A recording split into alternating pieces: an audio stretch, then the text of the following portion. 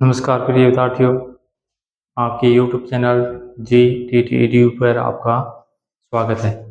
हमने पढ़ लिया था पिछली बार, ठीक है ना, बीएससी पार्ट थर्ड में पहला चैप्टर ही पढ़ा था। उसमें पढ़ा था हमने आउट बीजी, अनआउट बीजी, ठीक है ना, उनके मूल के बारे में। और उसके बाद में पढ़ा था हमने सरसों का द्विबीजपत्री पादप का प्रारूपीय रूप। उसमें पढ़ लिया था हमने सरसों के बारे में, उसका वनस्पति के नाम, सरसों की मूल कैसे होती है, उसका स्वभाव कैसा होता है, आवास कैसा होता है। इसके बाद में पढ़ेंगे हम पुष्प, ठीक है ना। पत्ती के बारे में हमने पढ़ लिया था पिछली बार, पिछले वीडियो में। इस वीडियो में पढ़ेंगे हम पुष्प के बारे में, पुष्प के भाग और पुष्प के बारे में। अब देखो यहाँ पे पुष्प क्रम दे रखा है। पुष्प क्रम कैसा होता है? एसिमाक्सी एसिमाक्स। पुष्प क्रम कैसा होता है? एसिमाक्सी एसिमाक्स होता है। इसमें पुष्प क्रम में क्या होता है? असीमित वृद्धि होती है, यानी वृद्धि बहुत ज्यादा होती है। पुष्प क्रम में वृद्धि क्या होती है? ज्यादा होती है।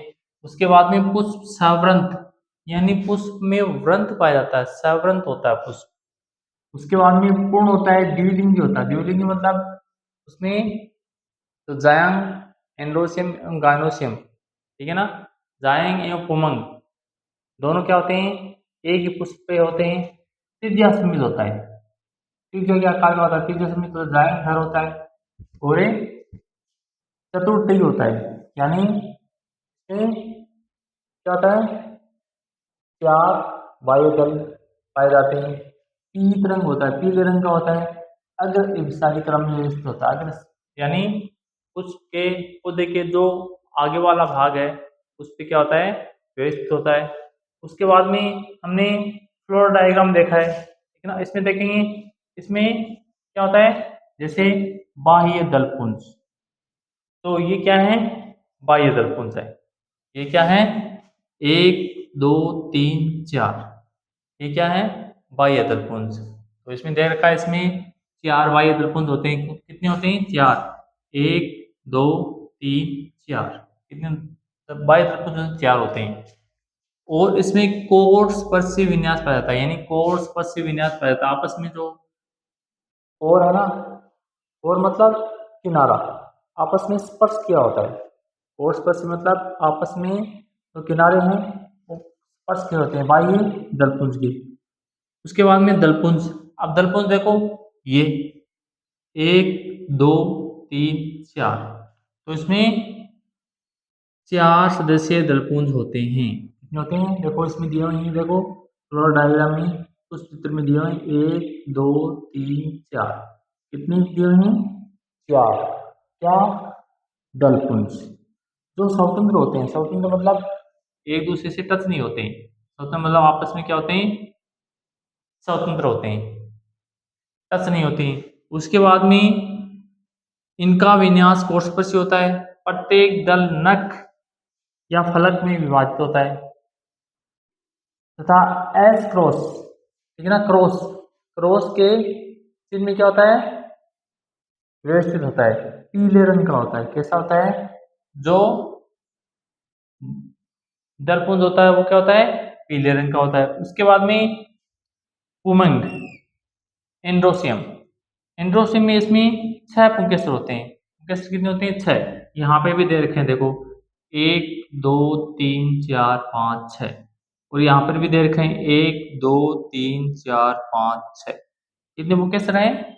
छह पुंकेसर हैं, जिसमें दो बाहरी तथा चार आंतरिक होते हैं, ठीक है ना। दो बाहरी, देखो दो इसमें बाहरी दे रखे हैं, एक ये और एक ये। और चार ये क्या होते हैं? एक ये, एक दो तीन चार, ये क्या होते हैं? आंतरिक। इसमें भी देखें, देखो ये दो क्या है? बाहरी हैं। ये एक दो तीन चार, ये क्या है? आंतरिक है। समझ में आया ना? देखो इसमें क्या है? चार आंतरिक पुंकेसर होते हैं। ये देखो इसमें फ्लोर डायग्राम में भी दे रखे हैं, देखो एक दो तीन चार, ये अंदर है। और ये क्या है? एक दो, ये क्या है? बाहरी है।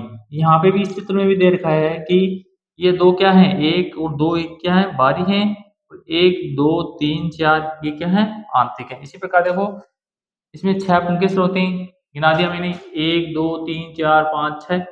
उसके बाद में इसमें भी देखो 1 2 3 4 5 6 कितने पुंकेसर हैं, 6 पुंकेसर हैं, जिसमें 2 बाहरी, ये 2 क्या है, बाहरी हैं, और 4 क्या है, भीतरी।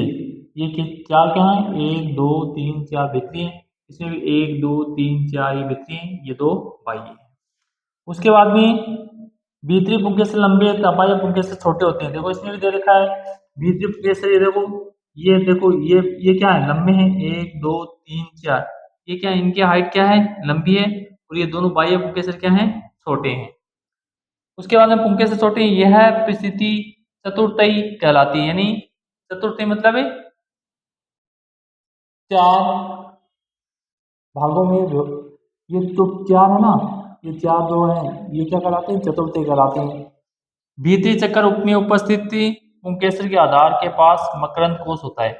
जो भीतरी चक्र होता है ना, भीतरी चक्र ये 1 1 2 3 4, यहाँ पे इसके आधार पे, यहाँ पे क्या होते हैं, यहाँ इसके आधार पे क्या होते हैं, मकरंद कोश होते हैं। तो क्या करते हैं, कीटों को आकर्षित करते हैं। क्या करते हैं, कीटों को आकर्षित करते हैं, कीटों को अपनी ओर आकर्षित करते हैं। जिससे क्या होता है, ये वर्तिकाग्र है ना, वर्तिका पे क्या होता है, स्टिग्मा, ठीक है ना, इस पे क्या होता है, पुंकेसर आके गिर जाते हैं या दूसरे पुष्प पे उनके चिपक के चले जाते हैं। तो इस प्रकार ये देखो इसमें दिया गया पूरा कि उस क्रम में हमने पढ़ लिया है, बाह्य दलपुंज पढ़ लिया है, दलपुंज पढ़ लिया है, उमंग पढ़ लिया है। अब पढ़ेंगे आगे क्या है, ओवरी, जायंग, ठीक है ना, ये क्या पढ़ेंगे, ओवरी के बारे में पढ़ेंगे, ठीक है ना, जायंग गाइनोसियम के बारे में हम अभी पढ़ेंगे। पहले इसका स्क्रीनशॉट लो और इसको लिख लो पहले।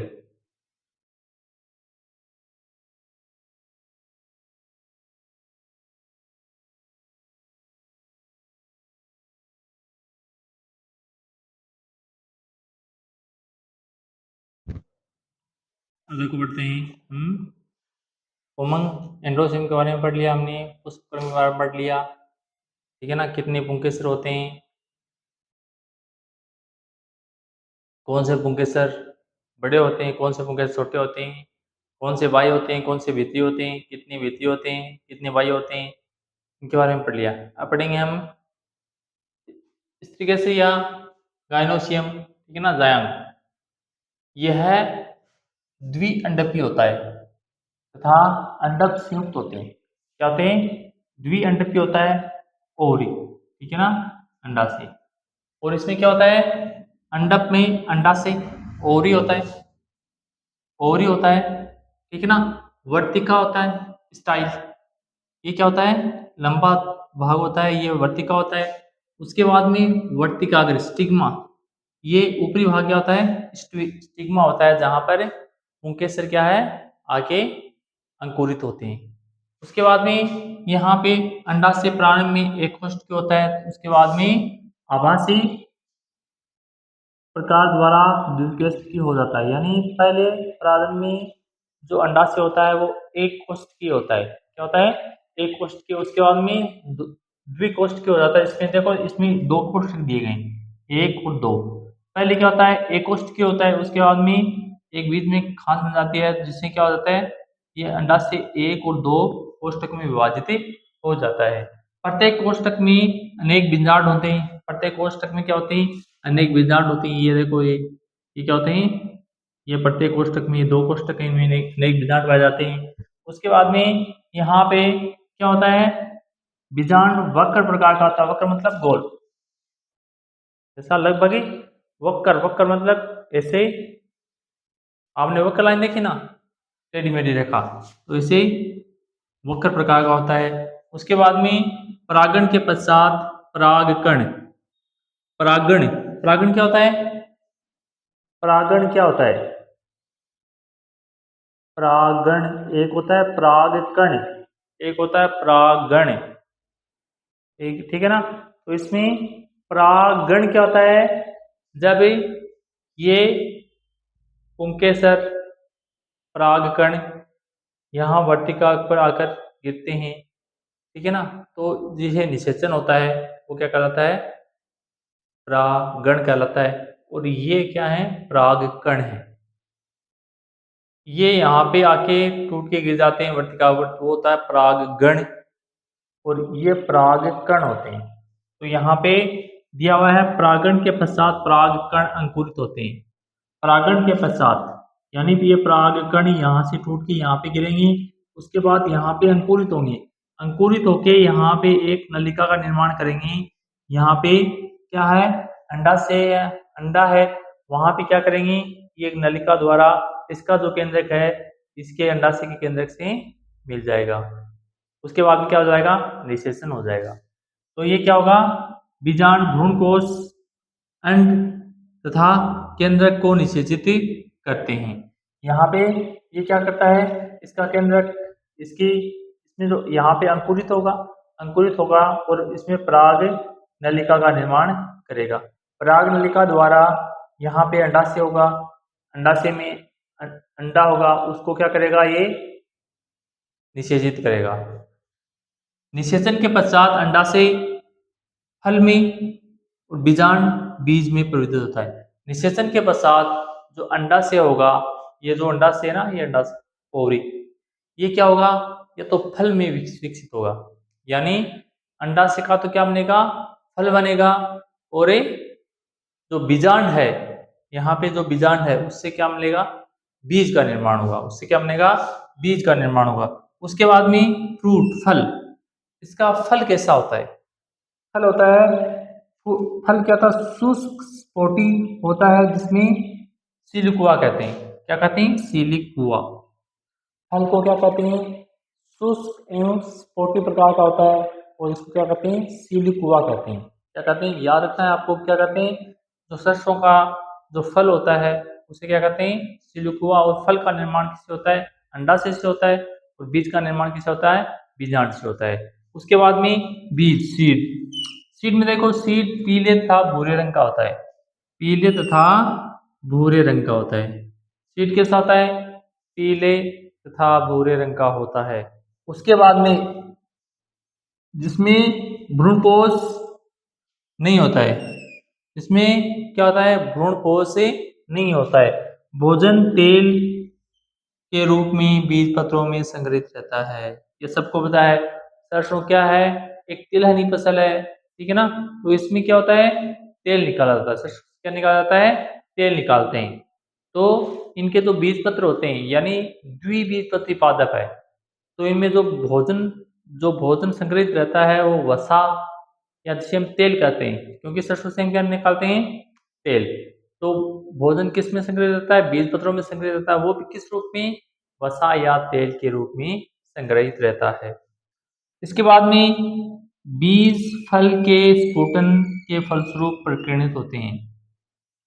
जो फल होता है, ठीक है ना, उसके जो बीज होते हैं वो क्या होते हैं, बीज फल के स्फुटन यानी जब फूटता मतलब अंकुरित होता है, उसके बाद में प्रकीर्णित होते हैं, यानी उगते हैं उसके बाद में। तो ये हो गया आपका, जैसे इसमें हमने समझ लिया है डायग्राम में, ठीक है ना। ये बाह्य दलपुंज, ये दलपुंज, ये पुंकेसर, दो बाह्य, चार आंतरिक, ये अंडाशय में ये क्या होता है, जाइम होता है। इसमें ये पहले तो एकोष्ठकीय होता है, उसके बाद में द्विकोष्ठकीय होता है। इसमें अनेक प्रकार के क्या पाए जाते हैं, जो क्या पाए जाते हैं, बीजांड पाए जाते हैं। क्या पाए जाते हैं, अनेक बीजांड पाए जाते हैं। उसके ये वक्र होता है, वक्र मतलब इसे टेढ़ा मेढ़ा होता है। और इसमें क्या होता है, एक स्टिग्मा, एक स्टाइल, और एक ओरी होती है, एक अंडाशय होता है, ठीक है ना। तो ये इसका स्क्रीनशॉट लो, और जो आगे क्लास में हम पढ़ेंगे एक बीजपत्री पादप के बारे में, ठीक है ना। आगे हम पढ़ेंगे एक बीजपत्री पादप के बारे में, जो अगली क्लास होगी उसमें पढ़ेंगे हम प्याजी। क्या पढ़ेंगे, प्याजी, ठीक है ना। कहाँ पाई जाती है, थोड़ा सा मैं नॉलेज दे देता हूँ। कहाँ पाई जाती है, जो हम गेहूं उगाते हैं ना, उसमें खरपतवार के रूप में उगती है। अब एक बीजपत्री है तो उसके बारे में हम पहले पढ़ चुके हैं, एक बीजपत्री क्या होता है, ठीक है ना। तो अब इसका आप स्क्रीनशॉट लो और इस क्लास को आगे से आगे आपको शेयर करना है। और जो भी बीएससी थर्ड ईयर के स्टूडेंट हैं उनको क्लास शेयर करना है।